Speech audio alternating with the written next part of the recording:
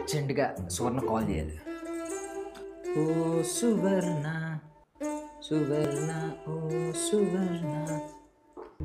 Hello hello, నువ్వు చిరంజీవి గారు విజేత సినిమా చూసావా? చూసా కానీ మ్యాటర్ ఏంటో చెప్పు.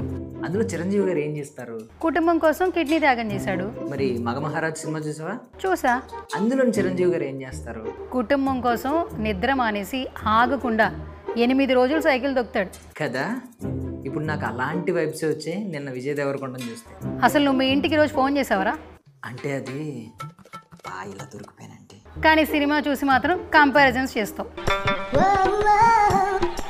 నేను కూడా ది ఫ్యామిలీ మ్యాన్ సినిమా చూశానురా. మంచి పాయింట్ చెప్పారు. ప్రతి ఫ్యామిలీలో గోవర్ధన్ లాంటి వాళ్ళు ఖచ్చితంగా ఒకరు ఉంటారు. నువ్వు కూడా ఫ్యామిలీ స్టార్ అవ్వరా, రెస్పాన్సిబిలిటీస్ తీసుకోరా అంటే మాట వినం.